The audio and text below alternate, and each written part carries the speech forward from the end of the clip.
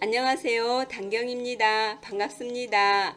천하를 얻으려면 노자 달을 가리키다를 읽어드리겠습니다.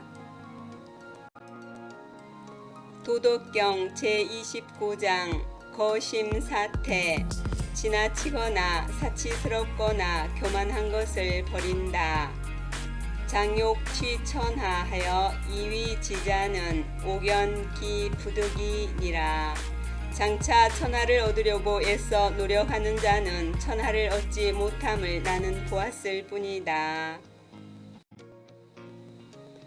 노자가 깨달은 천하라는 물건은 무의자연일 뿐이므로 사람이 장차 천하를 얻으려고 애써 노력한다고 해서, 즉 유의의 마음으로 간절히 노력한다고 해서 얻을 수 있는 게 아니라는 것입니다. 그런데도 기어이 인위적으로 조작하는 유의의 마음을 사용하여 천하를 얻으려고 애써 집착한다면 이는 무의자연의 이치에 어긋나서 천하와 서로 소통하지 못하게 되므로 결코 천하를 얻을 수 없습니다. 그래서 노자는 어떤 사람이 유의의 마음으로 천하를 얻고자 애쓰는 것은 어린 반푼어치도 없는 일로서 결코 천하 사람들의 마음을 얻지 못한다고 강조하고 있는 것이지요. 천하는 신기라 불가위하니, 천하는 신비로운 그릇이라서 인위적으로 어떻게 할 수 있는 게 아니니, 천하라는 물건은 그 자체가 해가 가면 달이 오고 달이 가면 해가 오는 무의자연의 시스템에 의해서 작동되는 신비로운 그릇이라서 사람이 인위적으로 어떻게 해보려는 욕심에 의해서 움직일 수 있는 것이 아니라는 것입니다.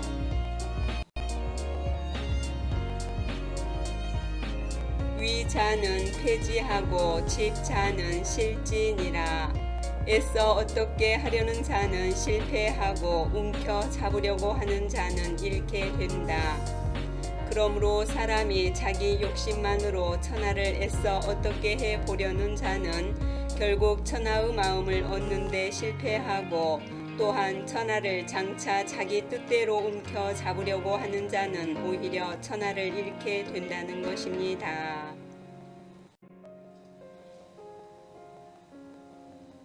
법물은 혹행혹수하며 혹구혹취하며, 무릇 천하 만물의 이치는 앞서가려 하면 뒤처져 따라가게 되며, 들이마시려 하면 뇌쉬게 되며, 혹강혹리하며 혹재혹휴니라. 강하려 하면 약하게 되며 싸우려 하면 무너지게 된다.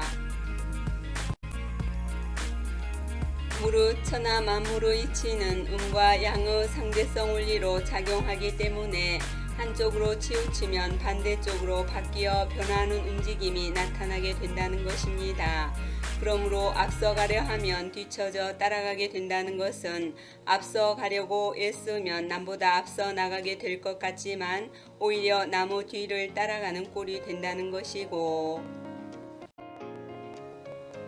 들이마시려 하면 뇌쉬게 된다는 것은 우리가 숨을 더 많이 들이마시려 하면 할수록 숨을 내쉴 수밖에 없는 결과를 가져오듯이 내 품 안으로 더 많이 들어오게끔 애쓸수록 내 편으로 더욱 많이 들어와 모이게 될 것 같지만 오히려 밖으로 떨어져 나가게 하는 꼴이 된다는 것이고,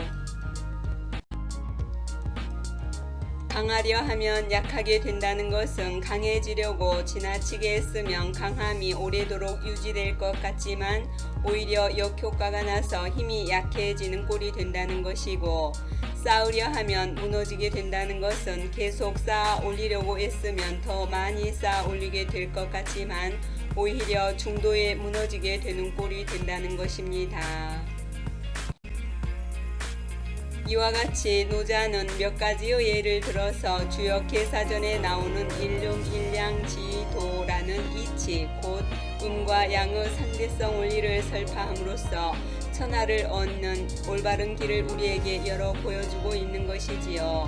즉 천하 만물 속에 내재된 있는 그대로 자연스러움을 도외시하고 오로지 천하를 얻고 싶다는 유의적인 간절한 마음만을 사용하여 천하를 얻으려 노력한다면 그것은 결코 천하를 얻을 수 있는 길이 아니라는 것입니다. 시로 성인은 거심하고 거사하며 거태니라.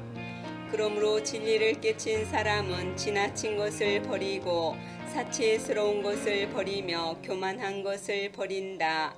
따라서 진리를 깨친 사람은 천하 만물 속에 내재된 있는 그대로 자연스러움을 본받는데 그것은 바로 첫째 지나치거나 심한 것, 즉 한쪽으로 치우친 것을 버리고 중도를 취하며 둘째 겉으로 근사하게 드러나는 모양을 위해 자신의 정기신을 낭비하지 않으며 셋째 자신의 능력을 뽐내어 아는 채 잘난 채 잘하는 채 하는 교만한 마음을 버리는 것입니다. 여기서 지나친 것을 버린다는 것은 한쪽으로 치우친 것을 버리고 중도를 취한다는 것입니다. 우리는 대부분 존재를 파악할 때 있다나 없다에 치우치게 되는데 사실 이러한 있음이나 없음이라는 것은 눈, 귀, 코, 혀, 몸, 뜻이라는 자계와 빛깔, 소리, 냄새, 맛, 촉감, 개념이라는 대상계와 안식 내지 의식이라는 의식계가 서로 화합하여 발생한 것일 뿐입니다. 따라서 있음이나 없음은 그 실체를 얻을 수 없는 덧없는 현상일 뿐임에도 중생들은 이러한 있음 아니면 없음이라는 치우친 견해에 빠져 고통 속에서 벗어나지 못하고 있습니다. 따라서 지나친 것을 버린다는 것은 천하 만물은 연기하는 법계일 뿐이라는 중도적 입장을 취하여 있음이나 없음 중 어디에도 치우치지 않는 것을 말합니다.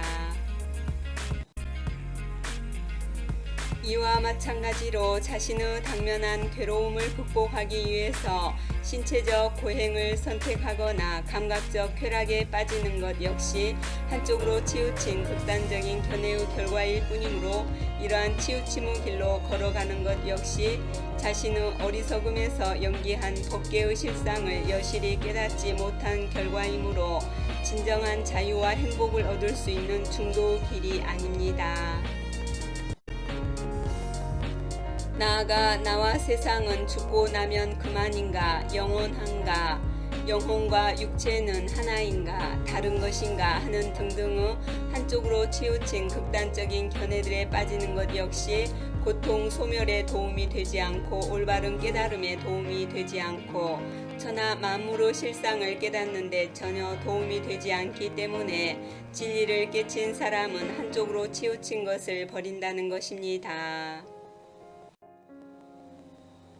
다시 말해서 자기 동일성을 가지고 존재하는 자아가 일시적이든 영원하든 그러한 자아는 사실 자신의 어리석음에서 연기한 법계의 실상을 제대로 깨닫지 못한 중생들의 생각 속에서만 존재한다는 사실을 확연히 깨친 사람은 한쪽으로 치우친 극단적인 견해를 남김없이 버린다는 것입니다.